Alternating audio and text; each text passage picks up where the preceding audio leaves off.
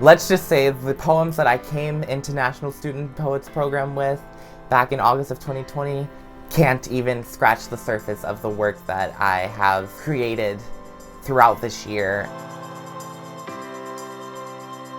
My biggest accomplishment, I guess, this year has been the depth to which I've explored my own identity, specifically my own sexuality, through my writing. I think that was because I was able to be surrounded by loving, welcoming, and accepting poets and mentors. And I'm glad that you can have something that I did not have. My only example had been dead 80 years when I was trying to decide what a model of a grown me would look like. I saw myself in poetry for the first time, and it was so liberating, but also so comforting to know that I could be a poet and there were other poets like me, and that I could feel valid in my Appalachian identity.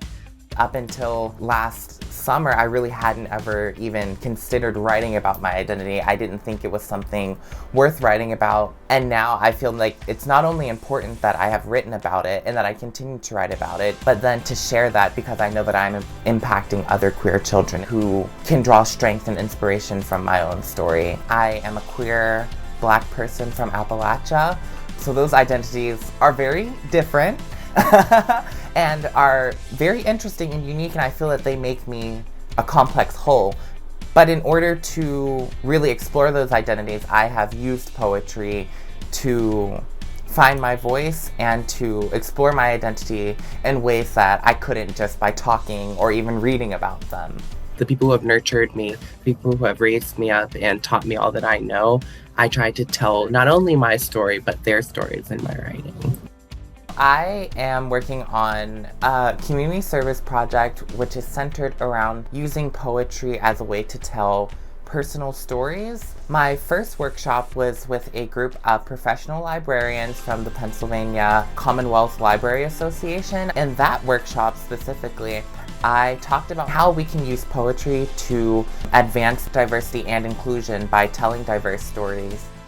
I felt so honored to be in a space where other people were exploring their own identities, and I was able to help them in that journey. Now, my second workshop is going to be with the Sire Public Library in Sire, Pennsylvania. I'll be working with a group of teenagers who are part of the Teen Reading Lounge, and this group throughout the year has been learning about how food can be used in literature to communicate identities and experiences. And for me, food and cooking has been such a big part of storytelling. It's been so intertwined with learning about my own identity and my own cultural heritage. We ate fried chicken from the Kroger's in Blue Well, collard greens and cornbread on blue paper plates, vanilla pistachio cake and toothache lemonade in the basement of that little wooden church called Pilgrim. And I feel so happy and excited to share this part of myself with this group and then pass the torch on to them.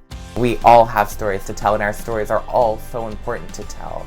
And I think the only way for us to really see change in this world, to create a better future for ourselves and our children and our children's children, is to listen, to learn, and to love. And I think poetry for me is this act of love. Sharing poetry is an act of love. Writing poetry is an act of self-love. When the world isn't your home, when the world isn't welcoming, when the world isn't your refuge, or when your own home isn't your refuge, you have a home in poetry.